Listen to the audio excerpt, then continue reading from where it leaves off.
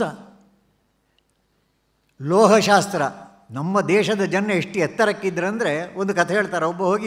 ಒಬ್ಬ ಕಂಚಿನ ಗಂಟೆ ಮಾಡುವವನ ಹತ್ರ ಹೇಳ್ತಾನಂತೆ, ನನಗೊಂದು ಗಂಟೆ ಬೇಕು ಅಂತ. ಅವ ಸಹಜವಾಗಿ ಗಂಟೆ ಯಾಕೆ ಅಂತ, ಇನ್ನು ಸ್ವಲ್ಪ ಸಿಟ್ಟು ಬರ್ತದೆ, ಗಂಟೆ ಯಾಕೆ, ಗಂಟೆ ಬಾರಿಸಲಿ ಮತ್ತೆಂತ ಅದಕ್ಕೆ, ಅಷ್ಟು ಗೊತ್ತಾಗೋದಿಲ್ಲ. ಸರಿಯಪ್ಪ, ನೀನು ಗಂಟೆ ಬಾರಿಸಿ ಯಾವುದು ಅಲುಗಾಡಿಸೋ ಪೂಜೆಗಾಗಿ ಉಪಯೋಗಿಸೋ ಗಂಟೆ ಅಲ್ಲ, ಹೌದು. ಎಲ್ಲಿ ಉಪಯೋಗಿಸ್ಲಿಕ್ಕೆ, ಎಲ್ಲಿ ಅಂದರೆ ಭೂತಸ್ಥಾನದಲ್ಲಿ ಆದರೆ ಅದರ ಕಾಂಬಿನೇಷನ್ ಬೇರೆ, ಮನೆಯಲ್ಲಿ ಆದರೆ ಅದರ ಕಾಂಬಿನೇಷನ್ ಬೇರೆ, ದೇವಸ್ಥಾನದಲ್ಲಿ ಆದರೆ ಅದರ ಕಾಂಬಿನೇಷನ್ನೇ ಬೇರೆ. ಯಾಕಂದರೆ ದೇವಸ್ಥಾನದಲ್ಲಿ ಪಂಚಮಹಾವಾದ್ಯಗಳು ಶಬ್ದ ಮಾಡಿದಾಗಲೂ ಒಬ್ಬ ಭಕ್ತನಿಗೆ ಗರ್ಭಗೃಹದಲ್ಲಿ ಮಾಡುವ ಶಂಖದ ಶಬ್ದ ಕೇಳಬೇಕು ಅಂತಾದರೆ ಕೇಳಬೇಕು. ಅಂತಹ ಶಬ್ದ ಬರಬೇಕಾದ್ರೆ ಅದರಲ್ಲಿ ಉಪಯೋಗಿಸುವಂತಹ ತಾಮ್ರ, ತವರ, ಬೆಳ್ಳಿ, ಆ ನಿಷ್ಪತ್ತಿ ಉಂಟಲ್ಲ, ಆ ನಿಷ್ಪತ್ತಿ ಪ್ರಕಾರ ಮಾಡಿದಾಗ ಮಾತ್ರ ಹಾಗೆ ಆಗುವುದು ಅಂತ. ಅಂತಹ ಲೋಹಶಾಸ್ತ್ರದಲ್ಲಿ ಪರಿಣತರು ಈ ದೇಶದಲ್ಲಿದ್ದರು. ಭಾರತ ಜಗತ್ತಿಗೇನು ಕೊಡಲಿಲ್ಲ, ಎಲ್ಲವನ್ನೂ ಕೊಟ್ಟಿದೆ. ಎಲ್ಲದಕ್ಕಿಂತ ಹೆಚ್ಚು ಕೊಟ್ಟದ್ದು ಯಾವುದು ಅಂತ ಕೇಳಿದರೆ ದೇಶಕ್ಕೆ ಬೇಕಾದ ಜೀವನ ಮೌಲ್ಯಗಳೇ ಹರಾಸಾಯಿತು. ಆಗ ನರಸಿಂಹಭಟ್ರು ಮಾತನಾಡಿದಾಗ ಒಂದು ಸಣ್ಣ ಅಭಿಪ್ರಾಯ ಭೇದ ಉಂಟು ನನಗೆ ಮತ್ತು ಅವರ ಮಾತಿನಲ್ಲಿ. ಅವರು ಒಂದು ಹೇಳಿದರು, ಕನಿಷ್ಠ 2 ಮಕ್ಕಳಾಗಬೇಕು ಅಂತ. ಆ ಶಬ್ದ ಹೇಳಬಾರ್ದಿತ್ತು, ಮತ್ತೆ ಹೇಳಿದರು ಅವರು. ಯಾಕೆ ಹೇಳಬಾರ್ದಂದರೆ ವಿಷ್ಣುಗುಪ್ತ ಯೂನಿವರ್ಸಿಟಿಯಲ್ಲಿ ಚಾಣಕ್ಯನ ಹೆಸರು ಹೇಳಬೇಕಾದ್ರೆ ಜಗತ್ತಿಗೆ ಭಾರತ ಕೊಟ್ಟಂಥ ಇನ್ನೊಂದು ಶ್ರೇಷ್ಠ ಕೊಡುಗೆ ಯಾವುದಂದರೆ ನಮ್ಮ ಕುಟುಂಬ ಪದ್ಧತಿ. ಆ ಕುಟುಂಬ ಪದ್ಧತಿಯ ವಿಶೇಷತೆ ಏನು? ಧನ್ಯೋ ಗೃಹಸ್ಥಾಶ್ರಮ ಅಂತ ಹೇಳಿದರು. ಸನ್ಯಾಸಾಶ್ರಮವನ್ನು ಪವಿತ್ರಾಶ್ರಮ ಸರಿ, ಆದರೆ ಧನ್ಯತೆ ಬರಬೇಕು ಅಂತಾದರೆ ಗೃಹಸ್ಥಾಶ್ರಮ ಅಂತ ವಿಷ್ಣುಗುಪ್ತ ಹೇಳಿದ್ದಾನಲ್ಲ, ಹೇಳಿ ನಾವು ಹಾಗೆ ಹೇಳಬೇಕಾದರೆ ಅದಕ್ಕೊಂದು 10 ಪಾಯಿಂಟ್ ಪ್ರೋಗ್ರಾಮ್ ಹಾಕಿದ್ದಾನೆ ಹಿಂದೆ. ಧನ್ಯೋ ಗೃಹಸ್ಥಾಶ್ರಮ ಅಂತ ಹೇಳೋದಕ್ಕಿಂತ ಮುಂಚೆ ಸಾನಂದಂ ಸದನಂ, ಮನೆಯಲ್ಲಿ ಯಾವಾಗಲೂ ಆನಂದ ಇರಬೇಕು. ಆನಂದ ಇರಬೇಕಾದ್ರೆ ನಗನಗ್ತಾ ಇರಬೇಕಲ್ಲ. ನಗಾಡೋದು ಮರ್ತೇ ಹೋಗಿದೆ ಇವತ್ತು. ಯಾವುದಾದ್ರು ಮನೇಲಿ ನಗಾಡ್ತಾರ? ಇಲ್ಲ, ಪುರುಸೋತಿಲ್ಲ ನಗಾಡಲಿಕ್ಕೆ, ಅವರವರ ಕೆಲಸದಲ್ಲಿದ್ದಾರೆ. ಆ ನಗು ಇಲ್ಲದ್ರೆ 10 ಮಾರ್ಕ್ ಹೋಯಿತು. 10 ಮಾರ್ಕ್ ಸಿಕ್ಕಬೇಕಂದ್ರೆ ಪ್ರಯತ್ನ ಪಟ್ಟು ಸ್ವಲ್ಪ ನಗಿಯಪ್ಪ. ಡಾಕ್ಟ್ರ್ ಹತ್ರ ಹೇಳಿದರೆ ನಗಾಡಲಿಕ್ಕೆ 4 ಸ್ನಾಯುಗಳು ಸಾಕು, ಮುಖ ಗಂಟಿಕ್ಲಿಗೆ 20 ಸ್ನಾಯು ಬೇಕು. ಯಾವ ಗ್ರಹಚಾರ? ನಗಾಡಲಿಕ್ಕೆ ಏನು ಕಷ್ಟ? ಸುತಾಶ್ಚ ಸುಧಿಯ, ಆ 2ನೇ ಶಬ್ದ ಸುತಾಹ. ಸುತಾಹ ಎಂಬುದು ಮಕ್ಕಳು ಅಂತ ಅರ್ಥ. ಜಗತ್ತಿನ ಎಲ್ಲ ಭಾಷೆಗಳಲ್ಲಿ ಒಂದಿದ್ದರೆ ಏಕವಚನ, 2 ಇದ್ದರೆ ಬಹುವಚನ. ಅಪವಾದ ಸಂಸ್ಕೃತ. ಸಂಸ್ಕೃತದಲ್ಲಿ ಒಂದಿದ್ದರೆ ಏಕವಚನ, 2 ಇದ್ದರೆ ದ್ವಿವಚನ. ಸುತಾಹ ಅಂತ ಹೇಳಬೇಕಾದ್ರೆ ಮಿನಿಮಮ್ 3 ಆಗಬೇಕು. ಒಪ್ಪಿಗೆ ಇಲ್ಲದೇ ಇರ್ಬೋದು. ಇವತ್ತು ಒಪ್ಪದೇ ಇದ್ದರೂ ಈ ಕಥೆಯೆಲ್ಲ ಹೇಳ್ತಾ ಇದ್ದಾಗ ಒಬ್ಬಳು ಹೆಣ್ಣು ಮಗಳು ಕಾರ್ಯಕ್ರಮ ಮುಕ್ತಾಯ ಆದ ನಂತರ ಹತ್ತಿರ ಬಂದು ಕಣ್ಣೀರು ಹಾಕಿ ಹೇಳಿದರು, ನಾವು ತಪ್ಪು ಮಾಡಿದ್ದೇವೆ, ಏನು ಮಾಡೋದು ಈಗ ಅಂತ. ನೀವೀಗೇನು ಮಾಡಬೇಡಿ, ತಪ್ಪಾಗಿ ಹೋದದ್ದು, ಇನ್ನು ಚಿಂತೆ ಮಾಡಬೇಡಿ. ಆದರೆ ನೀವು ಮಾಡಬೇಕಾದ ಒಂದು ಕೆಲಸ ಇದೆ. ಏನಂದರೆ ನಿಮ್ಮ ಇರುವ 2 ಮಕ್ಕಳಿದ್ದಾರಲ್ಲ, ಆ ಮಕ್ಕಳಿಗೆ ಬೋಧನೆ ಮಾಡಿ 2 ಮಕ್ಕಳು ಸಾಕಾಗೋದಿಲ್ಲ, ನಿಜವಾದ ಅರ್ಥದಲ್ಲಿ 3-4 ಮಕ್ಕಳು ಬೇಕು ಅಂತ ನೀವು ಕಲಿಸಿಕೊಡಿ. ಈಗ ನೀವು ಸೋತಿರಬಹುದು, ನಾಳೆ ಗೆಲ್ಲಿಸಬೇಕು. ಹಾಗಾಗಿ ಯಥಾರ್ಥ ಅರ್ಥ ಮಾಡಿಕೊಂಡು, ಮತ್ತು ತಾಯಿಯ ಸ್ಥಾನ ಅಂದರೆ ಎಂಥದ್ದು? ಜಗತ್ತಿಗೆ ತಾಯಿಯ ಸ್ಥಾನವನ್ನು ಕಲಿಸಿಕೊಟ್ಟವರು ಶಂಕರಾಚಾರ್ಯರು. ಅದ್ಭುತ. ತಾಯಿ, ತಂದೆ, ಬಳಗ ಇದೆಲ್ಲ ಇದ್ದರೆ ಆಗ ಆಗುವಂಥ ಆನಂದ, ಇದನ್ನು ಅನುಭವಿಸಬೇಕು ಅಂತಿದ್ದರೆ ನಾವು ಅದರಲ್ಲಿ ಮಗ್ನರಾಗಬೇಕು. ಇವತ್ತು ನಮಗೆ ಯಾಕೆ ಬೇಡ? ಮಗುವಿನ ಅಪ್ಪುಗೆಯಲ್ಲಿ ತಾಯಿಗೆ ಸುಖ ಸಿಗ್ತಿತ್ತಲ್ಲ, ಇವತ್ತು ಗಂಡು ಹೆಣ್ಣಿನ ಅಪ್ಪುಗೆಯಲ್ಲಿ ಮಾತ್ರ ಸುಖ ಕಾಣ್ತಾರೆ. ಆದರೆ ಈ ದೇಶ ಅಂಥದ್ದಲ್ಲ. ಈ ದೇಶದಲ್ಲಿ ಮಕ್ಕಳ ಅಪ್ಪುಗೆಯಲ್ಲಿ ಸುಖ ಇತ್ತಲ್ಲ. ಇವತ್ತು ಮಕ್ಕಳು ನಮ್ಮ ಜೊತೆಯಲ್ಲಿ ಮಲಗ್ತಾರ? ಮಕ್ಕಳಿಗೆ ಆ ಸ್ಪರ್ಶ ಸುಖ ಸಿಗ್ತದ? ತಾಯಿಯಾದವಳು 9 ತಿಂಗಳು ಆ ಮಗುವನ್ನು ಹೊಟ್ಟೆಯಲ್ಲಿ ಹೊತ್ತುಕೊಂಡು ಆಮೇಲೆ ಪ್ರಸವದ ಸಮಯದಲ್ಲಿ ಶೂಲವನ್ನು ಹಾಕಿ ತಿರುಗಿಸಿದರೆ ಯಾವ ರೀತಿ ನೋವಾಗ್ತದೆ, ಆ ನೋವನ್ನೆಲ್ಲ ಸಹಿಸಿ ಅದರ ಜೊತೆಯಲ್ಲಿ ಗರ್ಭ ಧಾರಣೆ ಮಾಡಿರುವಾಗ ರುಚಿ ಇಲ್ಲ, ಕಷ್ಟ ಆಗ್ತದೆ. ಇದೆಲ್ಲವನ್ನು ಸಹಿಸಿ ಮಗುವಿಗೆ ಜನ್ಮ ಕೊಟ್ಟ ನಂತರ ಆ ಎಲ್ಲ ನೋವನ್ನು ಮರೆತು ಅವಳ ಮುಖದಲ್ಲಿ ಕಾಣುವಂತಹ ಒಂದು ಮುಗುಳ್ನಗೆ, ಆ ಕಣ್ಣಿನಲ್ಲಿ ಕಾಣುವಂಥ ಒಂದು ಸಾರ್ಥಕತೆ, ಅದು ಜಗತ್ತಿನಲ್ಲಿ ಯಾರು ಕಾಣಲಿಕ್ಕೆ ಸಾಧ್ಯ ಉಂಟ? ಅದಾಗಿ 1 ವರ್ಷ ಕಾಲ ಆ ಮಗುವಿನ ಜೊತೆಯಲ್ಲಿ ಮಲಗುವಾಗ ರಾತ್ರಿ ಮಗು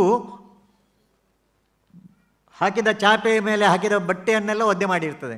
ಒದ್ದೆ ಮಾಡಿದಾಗ ಆ ತಾಯಿ ಮೆಲ್ಲ ಪೆನ್ನಿಗೊಂದು ಸಣ್ಣ ಪೆಟ್ಟು ಕೊಟ್ಟು ಕಳ್ಳ ಅಂಥೇಳಿ ಅದನ್ನು ಆಚೆ ಮಾಡಿ ತನ್ನ ಸೀರೆಯನ್ನೇ ಅಲ್ಲಿ ಹಾಕಿ ಆ ಮಗುವನ್ನು ಅಪ್ಪಿ ಹಿಡ್ಕೊಂಡು ಸಾಕ್ತಾಳಲ್ಲ, ಅಂತಹ ತಾಯಿ ನಮ್ಮ ಈಗಿನ ಮಕ್ಕಳಿಗೆ ಯಾಕೆ ಬೇಡ ಅಂತ ಕೇಳಿದರೆ, ನಮ್ಮ ತಾಯಂದಿರು ಮಕ್ಕಳನ್ನು ಆ ರೀತಿ ಸಾಕದೇ ಇರುವುದು ಕಾರಣ ಆಗಿರಬಹುದಾ? ಮಾಡಬೇಕಲ್ವ ಇದನ್ನು ಒಂದು ಯೋಚನೆ ಮಾಡಬೇಕು. ಹಾಗಾಗಿ ಅಲ್ಲಿ ಹೇಳಿದ ಸುತಾಹ ಎಂಬ ಶಬ್ದದ ಅರ್ಥ ಚಾಣಕ್ಯನನ್ನು ನಾವು ಒಪ್ಪುವುದಿದ್ದರೆ ಎಲ್ಲ ಕಡೆಯಲ್ಲಿ ಹೇಳಬೇಕಾಗ್ತದೆ. ಮುಂದಿನದನ್ನು ನಾನು ಹೇಳಿಕ್ಕೆ ಹೋಗುವುದಿಲ್ಲ. ಹೀಗೆ ಜೀವನ ಮೌಲ್ಯಗಳನ್ನು ಜಗತ್ತಿಗೆ ಕೊಟ್ಟಂಥದ್ದು, ಜಗತ್ತಿಗೆ ಜೀವನ ಮೌಲ್ಯಗಳನ್ನು ಕೊಟ್ಟಂಥದ್ದರಲ್ಲಿ ಎಲ್ಲ ಗ್ರಂಥಗಳು ಮೌಲ್ಯಗಳನ್ನು ಕೊಟ್ಟಿದೆ. ರಾಮಾಯಣದಲ್ಲಿರುವಂಥ ಜೀವನ ಮೌಲ್ಯಗಳು ಒಂದೊಂದು ವಿಷಯ ತಗೊಂಡಾಗಲೂ ಕಣ್ಣಲ್ಲಿ ನೀರು ಸಹಜವಾಗಿಯೇ ಬರ್ತದೆ. ಒಬ್ಬ ಭರತ, ಪೇಜಾವರ್ಷಿಗಳು ಒಂದು ಸರ್ತಿ ತಾಯಂದಿರ ಸಭೆಯಲ್ಲಿ ಒಂದು ಹೇಳಿದರು, ನೀವೆಲ್ಲ ಕೈಕೇಯಿಗಳಾಗಬೇಕು ಅಂತ. ಗಾಬರಿ ಆಯಿತು ತಾಯಂದಿರಿಗೆ, ಕೈಕೇಯಿಗಳ ತಪ್ಪಿ ಹೇಳಿದರಲ್ಲ ಅಂತ ಅನಿಸಿತು. ಅವರು ಹೇಳಿದರು, ಮತ್ತೊಮ್ಮೆ ಹೇಳಿದರು, ನೀವೆಲ್ಲ ಕೈಕೇಯಿಗಳಾಗಬೇಕು ಅಂತ. ಹೆಣ್ಣು ಮಕ್ಕಳು ಪರಸ್ಪರ ಮುಖ ನೋಡಲಿಕ್ಕೆ ಶುರು ಮಾಡಿದರು. ಆಗ ಪೇಜಾವರ್ಷಿಗಳು ಹೇಳಿದರು, ನೀವು ಭರತನ ಹಾಗಿರೋ ಮಗುವಿಗೆ ಜನ್ಮ ಕೊಡಬೇಕು ಅಂತ. ರಾಮಾಯಣದಲ್ಲಿ ತುಂಬ ಕಥೆಗಳು ಬರ್ತವೆ, ತುಂಬ. ಆದರೆ ಭರತನ ಬಗ್ಗೆ ನೋಡುವಾಗ ಒಂದು ಕಡೆಯಿಂದ ವೇದನೆ, ಅದರ ಜೊತೆಯಲ್ಲಿ ಒಂದು ವಿಶ್ವಾಸ. ಆ ಭರತನನ್ನು ಆ ಕಥೆಯಲ್ಲಿ ಬರುವಂಥ ಎಲ್ಲ ಪ್ರಮುಖ ಪಾತ್ರಧಾರಿಗಳು ಸಂಶಯದಿಂದಲೇ ನೋಡಿದ್ದು. ಮೊದಲು ಸಂಶಯದಿಂದ ನೋಡಿದ್ದು ಅಪ್ಪ. ಇಲ್ಲದ್ರೆ ಯಾರಾದರೂ ಮನೆಯಲ್ಲಿ ಕಾರ್ಯಕ್ರಮವನ್ನು ಮಕ್ಕಳು ಇಲ್ಲೇ ಇದ್ದಾಗ ಮಾಡ್ತಾನೆ, ಅವ ಅಲ್ಲಿದ್ದಾಗ ಮಾಡಬೇಕು ಅಂತ ಯಾಕೆ ಅನ್ನಿಸಿತು? ಸಂಶಯ ಇತ್ತು ಎಲ್ಲಿ ಒಂದು ಮೂಲೆಯಲ್ಲಿ. ಎರಡನೇದು ಅವನ ಅಮ್ಮ. ಭರತ ಯಾರು ಅಂತ ಗೊತ್ತಿರ್ತಿದ್ರೆ ಅವಳು 14 ವರ್ಷ ವನವಾಸ, ಭರತನಿಗೆ ಪಟ್ಟಾಭಿಷೇಕ ಅಂತ ಕೇಳೋ ಧೈರ್ಯ ಮಾಡ್ತಿದ್ಲ. ಮೂರನೇದು ಕೌಸಲ್ಯ, ಬೈತಾಳೆ ಅವಳು, ಆನಂದ ಆಯ್ತಲ್ಲ ನಿನಗೆ ಅಂತ. ಕೊನೆಗೆ ಉತ್ತರ ಕ್ರಿಯೆಲ್ಲ ಮುಗಿದ ನಂತರ ರಾಜ್ಯಭಾರ ಮಾಡಲಿಕ್ಕೆ ಕೂತ್ಕೋ ಅಂತ ವಸಿಷ್ಠ. ಅಲ್ಲಿಂದ ಮುಂದೆ ಹೋದರೆ ಗುಹ ತನ್ನ ಸಿಬ್ಬಂದಿಯನ್ನೆಲ್ಲ ಸೇರಿಸಿ ರಾಮನನ್ನು ಓಡಿಸಲಿಕ್ಕೆ ಬಂದದ್ದಾದರೆ ಹೋರಾಟ ಮಾಡಿ ಪ್ರಾಣ ಬಿಡುವ, ರಾಮನನ್ನು ನೋಡಲಿಕ್ಕೆ ಬಂದದ್ದಾದರೆ ನದಿ ದಾಟಿಸುವ. ಭರದ್ವಾಜ ಮುನಿಗಳು ಅವರು ಅದೇ ದೃಷ್ಟಿಯಿಂದ ನೋಡಿದರು. ಬರ್ತಾ ಇದ್ದಾಗ ಆ ಶಬ್ದಕ್ಕೆ ಹೆದರಿ ಪ್ರಾಣಿಗಳೆಲ್ಲ ಓಡ್ತಾ ಇತ್ತು. ರಾಮ ಕೇಳಿದ, ಯಾರು ಎಂಥದ್ದು ನೋಡು ಸ್ವಲ್ಪ ಅಂತ. ಲಕ್ಷ್ಮಣ ಮೇಲೆ ಮರದ ಮೇಲೆ ಹತ್ತು ನೋಡ್ತಾನೆ. ನೋಡುವಾಗ ಭರತನ ಚತುರಂಗ ಸೈನ್ಯ ಬರ್ತದೆ. ಸಿಟ್ಟು ಬಂದು ಅಲ್ಲಿಂದ ಹಾರಿ ಹೇಳ್ತಾನೆ, ನೀವು ಒಳಗೆ ಹೋಗಿ, ನಾನು ಸಾಕು. ಎಂಥದಕ್ಕೆ? ಬಂದವರನ್ನೆಲ್ಲ ಸದೆ ಬಡಿತೇನೆ ನಾನು. ಏನಪ್ಪ ಕತೆ? ಭರತ ಸೈನ್ಯ ತಗೊಂಡು ಬರ್ತಾನೆ. ಆಗ ರಾಮನಿಗೆ ಗೊತ್ತಿತ್ತು ಭರತ ಯಾಕೆ ಬರ್ದ, ನಿನಗೆ ರಾಜ್ಯ ಬೇಕಾದ್ರೆ ನಾನು ಅಂತ ಹೇಳ್ತೇನೆ, ಚಿಂತೆ ಮಾಡಬೇಡ ಅಂತ. ಅಷ್ಟು ಹೇಳಿದ ಕೂಡಲೇ ಇವನಿಗೆ ರಾಜ್ಯ ಬೇಡ, ಇವನಿಗೆ ಅಣ್ಣ ಮತ್ತು ಅತ್ತಿಗೆ ಸಾಕು, ಬೇರೆ ಏನಿಲ್ಲ. ಅದಾದಮೇಲೆ ಕೊನೆಗೆ ಸೀತೆ ಪರೀಕ್ಷೆ ಆದ ನಂತರ ಸೀತಾರಾಮ ಲಕ್ಷ್ಮಣರು ಅಯೋಧ್ಯೆಗೆ ಬರಬೇಕು. ಸಣ್ಣ ಒಂದು ಸಂಶಯ ರಾಮನಿಗೂ. 14 ವರ್ಷ ಕುರ್ಚಿಯಲ್ಲಿ ಕೂತ್ಕೊಂಡಿದ್ದಾನಲ್ಲ, ಕುರ್ಚಿ ಬಿಡಲಿಕ್ಕೆ ಮನಸ್ಸುಂಟು, ಇಲ್ಲಿ ನೋಡಿ ಬಾ ಅಂತ ಹನುಮಂತನನ್ನು ಕಳಿಸ್ತಾನೆ. ಭರತನಿಗೆ ಗೊತ್ತಾಗ್ತದೆ, ಹನುಮಂತನನ್ನು ಹೋಗಲಿಕ್ಕೆ ಬಿಡುವುದಿಲ್ಲ. ರಾಮನಿಗೆ ಗೊತ್ತಾಗ್ತದೆ, ರಾಮ ಬರ್ತಾನೆ. ಅಂದರೆ ಭರತನ ಆಗಿರುವಂಥ ಒಂದು ಪಾತ್ರ ಎಲ್ಲರಿಂದಲೂ ಸಂಶಯಕ್ಕೆ ಒಳಪಟ್ಟ ಪಾತ್ರ. ಆದರೆ ಯಾರ ಬಗ್ಗೆಯೂ ತಿರಸ್ಕಾರ ಇಲ್ಲ. ಇಂಥ ಒಬ್ಬ ತಮ್ಮ, ಈ ತಮ್ಮನ ಕಥೆ ನಮ್ಮ ಮಕ್ಕಳಿಗೆ ಹೇಳಬೇಕು ಬೇಡ. ಇದಕ್ಕಿಂತ ದೊಡ್ಡ ಜೀವನ ಮೌಲ್ಯ ಎಂಥದ್ದು. ರಾಮಾಯಣದಲ್ಲಿ ಬರೋಂಥ ಯಾವ ಪಾತ್ರವನ್ನು ಬೇಕಾದ್ರೆ ತಗೊಳ್ಳಿ. ಮಹಾಭಾರತದಲ್ಲಿ ಒಳ್ಳೆಯದುಂಟು ಕೆಟ್ಟದ್ದುಂಟು. ಆದರೆ ಆ ಒಳ್ಳೆಯದು ಕೆಟ್ಟದ್ದೆಲ್ಲವನ್ನು ಸೇರಿಸಿ ಅತ್ಯಂತ ಶ್ರೇಷ್ಠವಾದದ್ದನ್ನು ಬೆಣ್ಣೆಯ ರೂಪದಲ್ಲಿ, ನವನೀತದ ರೂಪದಲ್ಲಿ ಬಂದದ್ದು ಭಗವದ್ಗೀತೆ ಅನೇಕ ಶ್ಲೋಕಗಳು ಅರ್ಥ ಆಗೋದಿಲ್ಲ. 6ನೇ ಅಧ್ಯಾಯ ಎಲ್ಲ ಓದಿದರೆ ಏನೂ ಗೊತ್ತಾಗೋದಿಲ್ಲ. ಬಿಡಿ, ಅದನ್ನು ಓದಿದರೆ ಸಾಕು, ಗೊತ್ತಾಗಬೇಕು ಅಂತಿಲ್ಲ. ಆದರೆ ಗೊತ್ತಾಗುವ ಕೆಲವು ಶ್ಲೋಕಗಳು ಉಂಟಲ್ಲ, ಬಹಳ ಸುಲಭದಲ್ಲಿ ಅರ್ಥ ಆಗುವಂಥ ಶ್ಲೋಕ ಉಂಟು. ಯಾರು ಬೇಕಾದ್ರೆ ಅರ್ಥ ಮಾಡ್ಬೋದು. ನಿಮಗೆ ನರಕ ಬೇಕು ಅಂತಿದ್ರೆ ಬಹಳ ಸರಳ ದಾರಿ ಉಂಟು. ಎಂಥದ್ದು? 3 ಮಾರ್ಗ ಉಂಟಂತೆ. ತ್ರಿವಿಧಂ ನರಕಸ್ಯ ಇದಂ ದ್ವಾರಂ ನಾಶನಮಾತ್ಮ. ಹಾಳಾಗಿ ಹೋಗಲಿಕ್ಕೆ ಯಾವುದು? ಕಾಮ, ಕ್ರೋಧ, ತತಃ ಲೋಭ. ಆಸೆ, ಸಿಟ್ಟು ಮತ್ತು ಜಿಪುಣತನ. ಇದು 3 ಇದ್ದರೆ ನಾಶ ನಿಶ್ಚಿತ. ಅರ್ಥ ಆಗೋದಿಲ್ಲ, ಬರೀ ಹೇಳಿದರೆ ಸಾಕ. ಆಸೆಗಳಿಗೊಂದು ಅದನ್ನು ಹದ್ದುಬತ್ತಿನ ಹೇಳಬೇಕು. ಸಿಟ್ಟನ್ನು ನಿಯಂತ್ರಣದಲ್ಲಿಡಬೇಕು. ಸಿಟ್ಟು ರಾಮನಿಗೂ ಬರ್ತಿತ್ತು. ಇಲ್ಲ ಅಂತಲ್ಲ, ಆದರೆ ಅದನ್ನು ಹದ್ದುಬಸ್ತಿನಲ್ಲಿ ಇಡಬೇಕಲ್ಲ. ಲೋಭ ಇದನ್ನು ಬಿಟ್ಟರೆ ಎಲ್ಲ ಇಂಥದ್ದು ಅಲ್ಲಲ್ಲಿ ನನಗೆ ಎಂಥ ಕಷ್ಟಕಾಲ ಬಂದರೂ ಒಂದು ಶ್ಲೋಕ ಸಾಕು. ದುಃಖೇಶು ಅನುದ್ವಿಗ್ನಮನಾಹ. ಒಂದು ಕಡೆ ಹೋಗಿದ್ದೆ ನಾನು, ಅಲ್ಲಿ ಬರೆದಿದ್ದರು, ಯೇ ಸಮಯ ಭೀ ನಹಿ ರಹೇಗ. ವಾಕ್ಯ ಬಹಳ ಸುಂದರ ವಾಕ್ಯ.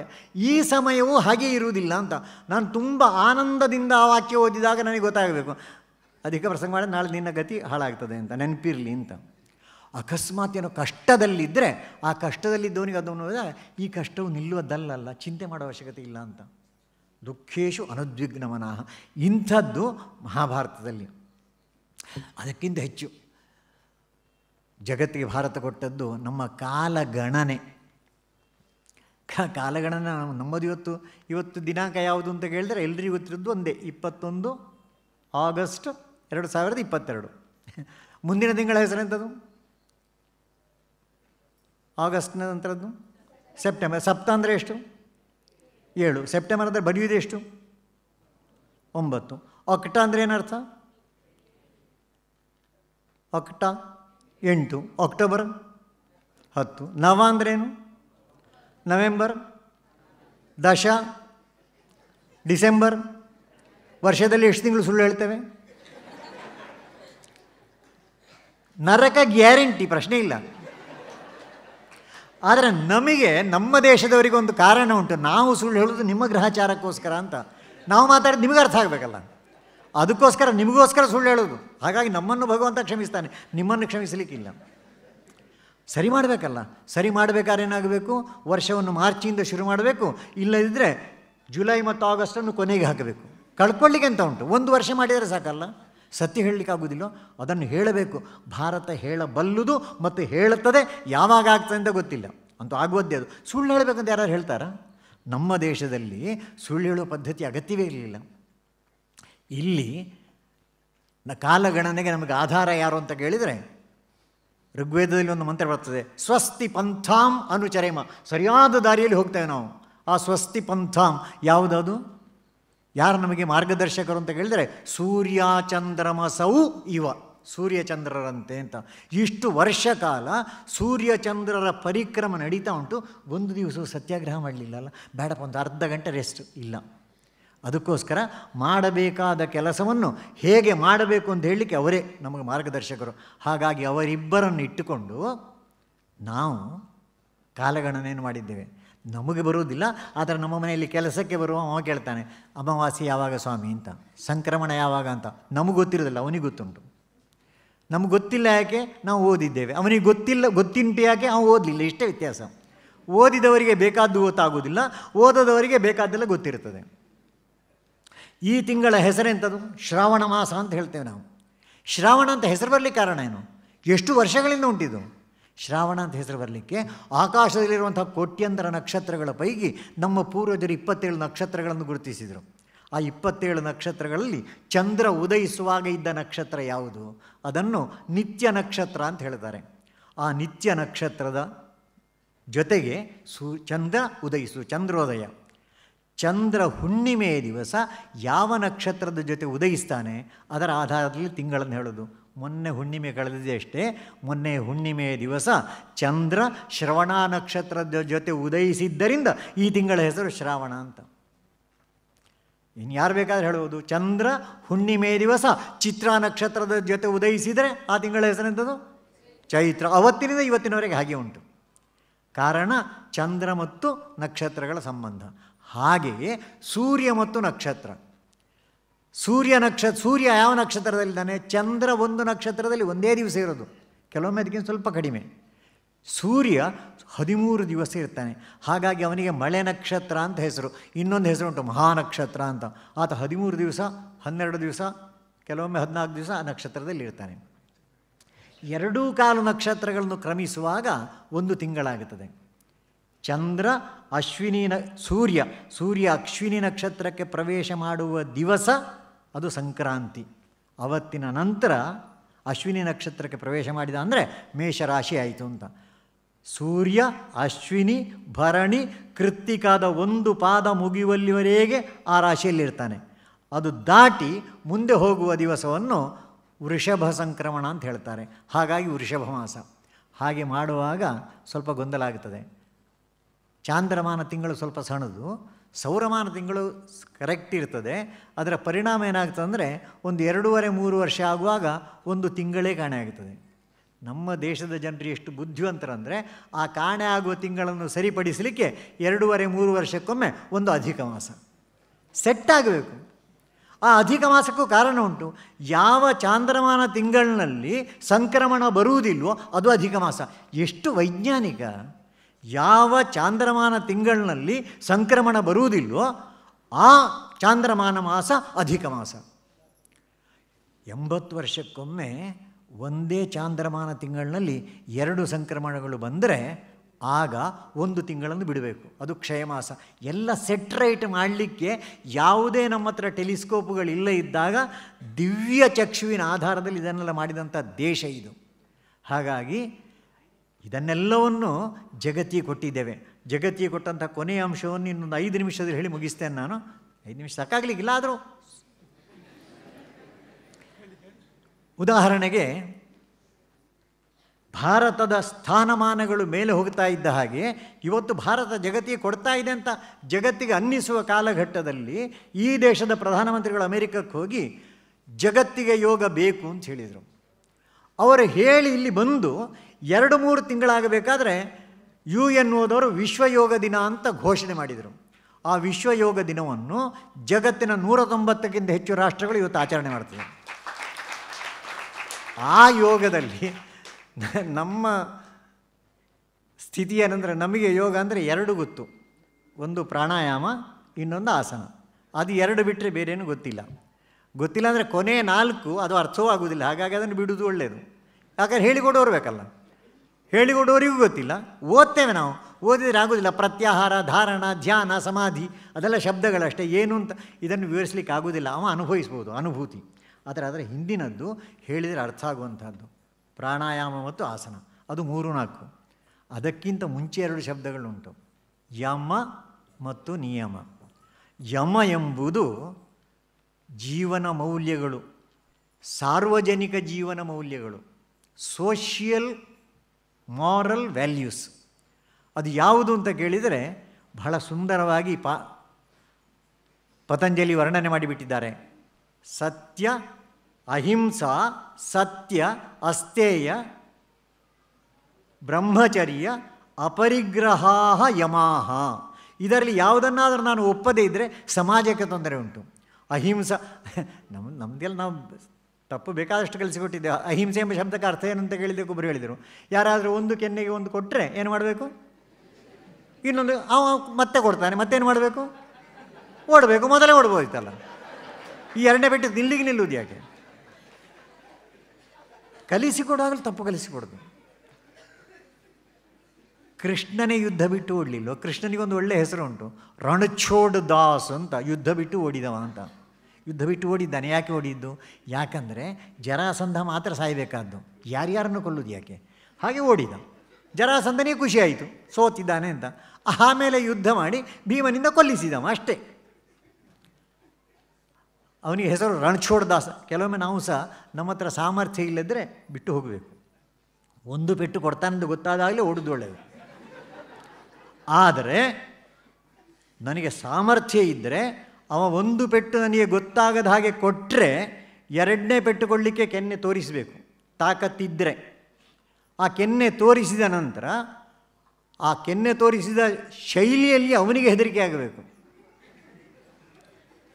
ಆಮೇಲೆ ಅವನಿಗೆ ಅರ್ಥ ಆಗದೆ ಅವ ಹೊಡಿಲಿಕ್ಕೆ ಬಂದರೆ ಭಗವಂತ ಅವನಿಗೆ ಮಾತ್ರ ಅಲ್ಲಲ್ಲ ಕೈ ಕೊಟ್ಟದ್ದು, ನಮಗೂ ಕೊಟ್ಟಿದ್ದಾನಲ್ಲ. ಆ 2 ಕೈಗಳಲ್ಲಿ ಒಂದು ಕೈಯಿಂದ ಹಿಡ್ಕೊಳ್ಳೋದು, ಹಿಡ್ಕೊಂಡ ನಂತರ ಇದು ಖಾಲಿ ಉಂಟಲ್ಲ, ಇದ್ದ ಪೂರ್ತಿ ಶಕ್ತಿಯನ್ನು ಹಾಕಿ ಅವನ ಕೆನ್ನೆ ಹತ್ರ ತಂದು ಹೊಡೆಯದೆ ಬಿಡುವುದು. ಇದು ಅಹಿಂಸೆ. ನಿಜವಾದ ಅಹಿಂಸೆ ಅಂದರೆ ಇದು. ಮತ್ತು ಅಹಿಂಸೆ ಬರೀ ಅದು ಮಾತ್ರ ಅಲ್ಲ, ಮನಸ್ಸಿಗೆ ನೋವಾಗುವ ಹಾಗೆ ಮಾತನಾಡಿದರೆ ಅದೂ ಹಿಂಸೆನೇ. ಕಾಲು ಕತ್ತರಿಸಿದರೆ ಹಿಂಸೆಯೋ ಅಹಿಂಸೆಯೋ?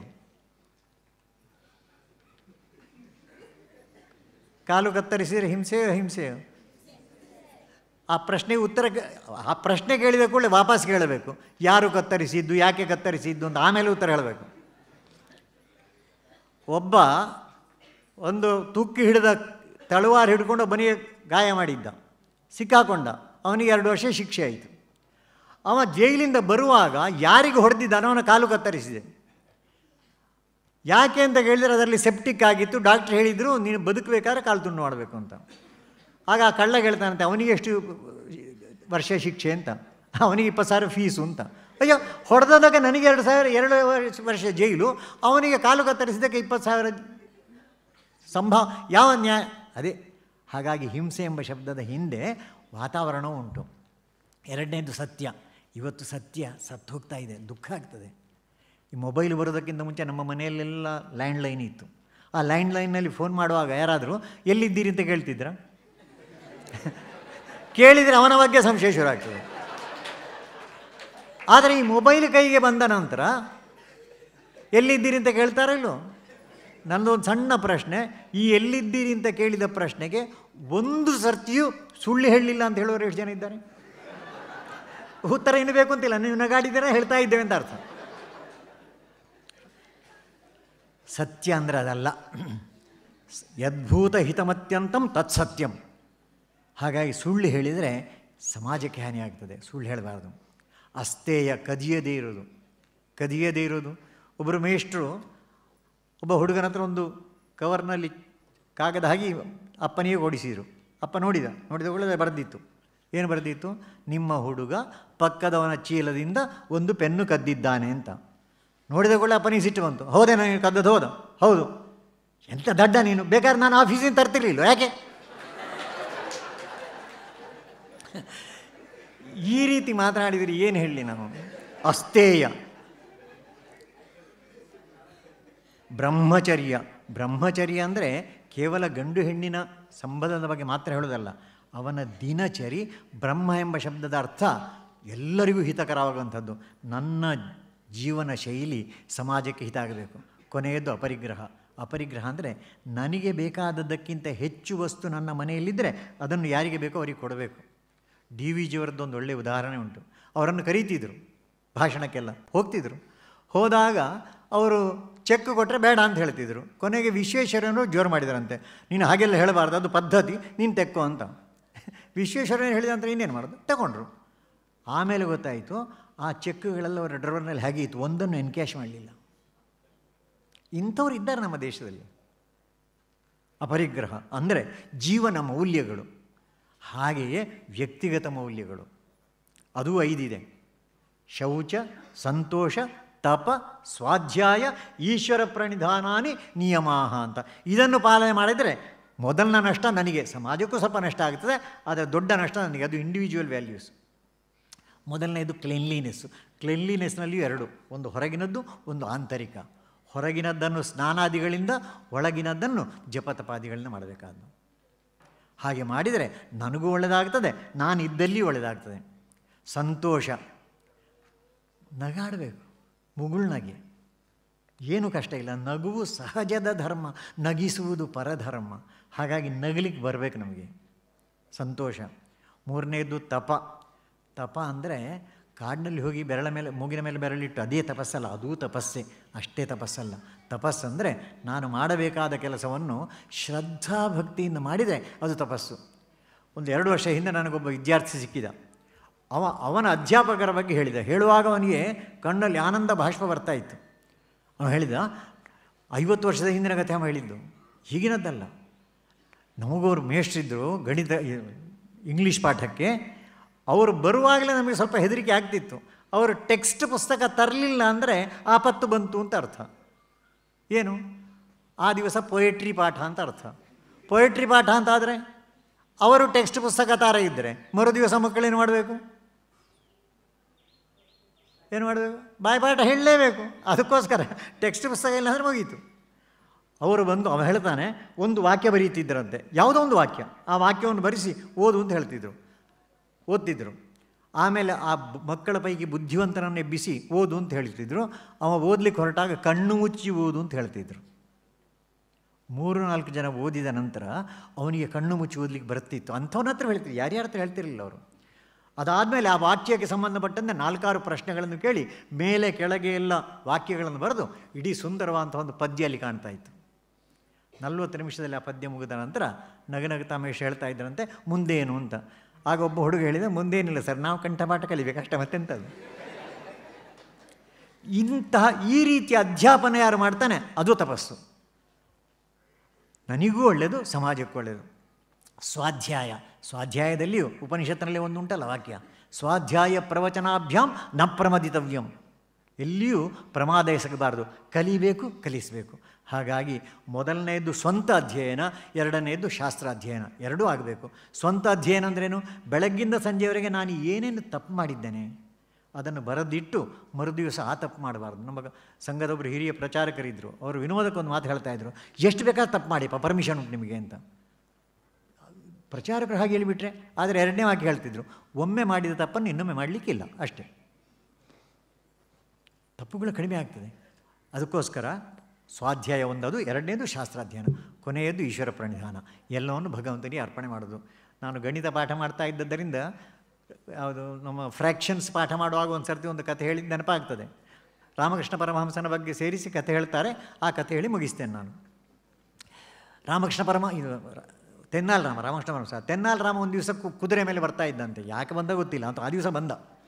ಒಂದು ಮನೆ ಹತ್ತಿರ ಬರಬೇಕಾದ್ರೆ ಅಲ್ಲೆಲ್ಲ ಗಲಾಟೆ, ಜೋರು ಕಿರಿಚಾಯಿ, ಜಗಳ ಆಗ್ತಾಯಿತ್ತು. ಕುದುರೆಯಿಂದ ಹೇಳಿದ, ಕುದುರೆಯಲ್ಲಿ ಕಟ್ಟಿ ಹೇಳಿದ, ಏನು ಜಗಳ? ಏನಿಲ್ಲ, ಇಲ್ಲಿ ಪ್ರಾಣ ಬಿಟ್ಟಿದ್ದಾನೆ. ಅದು ಪ್ರಾಣ ಬಿಟ್ಟರೆ ಜಗಳ ಯಾಕೆ? ಜಗಳ ಅದಕ್ಕಲ್ಲ, ಒಂದು ವಿಲ್ಲು ಬರೆದಿದ್ದಾನೆ. ವಿಲ್ಲು ಬರೆದರೆ ಸುಲಭ ಆಯ್ತಲ್ಲ, ಮತ್ತೆ ಯಾಕೆ ಜಗಳ? ಅಲ್ಲಲ್ಲ, ಅದು ತೊಂದರೆ ಆಗಿದೆ. ಏನು? ಅವ ಬಿಟ್ಟು ಹೋದ 17 ಕುದುರೆಗಳನ್ನು. ಅದಕ್ಕೆ ಅರ್ಧ ದೊಡ್ಡವನಿಗೆ, 3ನೇ ಒಂದು 2ನೇವನಿಗೆ, 9ನೇ ಒಂದು 3ನೇವನಿಗೆ. ಈಗ 17 ಅರ್ಧ ಮಾಡೋದು ಹೇಗೆ? ಆಗ ತೆನ್ನಾಲ್ ರಾಮನಿಗೆ ಗೊತ್ತಾಯಿತು, ಅಯ್ಯೋ ನಿಮ್ಮ ಯೋಗ ಒಳ್ಳೆಯದು, ನಾನು ಕುದುರೆ ಮೇಲೆ ಬಂದಿದ್ದೆ, ನನ್ನ ಕುದುರೆ ತಗೊಳ್ಳಿ, ಗಲಾಟೆ ಮಾಡಿಬಿಟ್ಟು. ಯಾಕೆ ಗಲಾಟೆ ಮಾಡೋದು? ಖುಷಿಯಾಯಿತು, 18 ಸಿಕ್ಕಿತು. 18 ಸಿಕ್ಕಿದ ನಂತರ ದೊಡ್ಡವನಿಗೆ ಅರ್ಧ. ಎಷ್ಟಾಯಿತು? 18ರ ಅರ್ಧ ಅಂದರೆ 9 ಕುದುರೆ ಹೋಯಿತು. 2ನೇವನ ಹತ್ರ ಹೇಳಿದೆ, ಅಂತ ನಿನ್ನ ಕಥೆ ಏನಪ್ಪ ಅಂತ. 3ರಲ್ಲಿ 1, 18ಅನ್ನು 3 ಪಾಲು ಮಾಡಿದರೆ ಎಷ್ಟಾಯಿತು? 6 ಆಯಿತು. ಸರಿ, ಅವನ ದಾರನಲ್ಲಿ ತೆಗೆದಿಟ್ಟಿತು. ಮತ್ತು ಕೊನೆಯವನ ಹತ್ರ ಹೇಳಿದ್ದು, ನಿನ್ನ ಕಥೆ ಏನು ಅಂತ. ಆ ಕಥೆ, ಅಪ್ಪ ಮೋಸ ಮಾಡಿದ್ದಾನೆ ನನಗೆ, 9 ಪಾಲು ಮಾಡಿ 1 ಪಾಲು ನನಗೆ. ಆಯ್ತಪ್ಪ, 9ರಲ್ಲಿ 1 ಅಂದರೆ ಎಷ್ಟು? 18ಅನ್ನು 9 ಪಾಲು ಮಾಡಿದರೆ ಎಷ್ಟು? 2. ನಿಮ್ಮ ಕುದುರೆ ತಗೊಂಡು ಹೋಗಿ. ಅವ 9 ತಗೊಂಡು ಅವ ಹೋದ, 6 ತಗೊಂಡು ಇವ ಹೋದ, 2 ತಗೊಂಡು ಅವ ಹೋದ. ಎಷ್ಟು ಹೋಯಿತು? 9, 6, 2 ಎಷ್ಟು ಹೋಯಿತು? 17. ತೆನ್ನಾಲ್ ರಾಮಕೃಷ್ಣ ಅವಂತ ಕುದುರೆಯಲ್ಲಿ ಅವನು ಯುದ್ಧ ಹೋದ.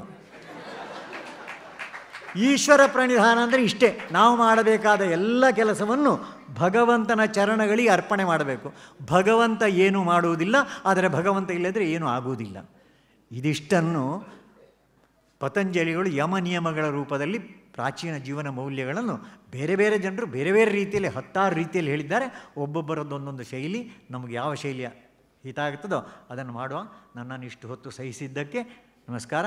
ನನ್ನ ಮಾತುಗಳನ್ನು ಶ್ರೀಚರಣಗಳಿಂದಗಳಿಗೆ ಅರ್ಪಿಸಿ ನನ್ನ ಮಾತು ಮುಗಿಸ್ತೇನೆ. ನಮಸ್ಕಾರ.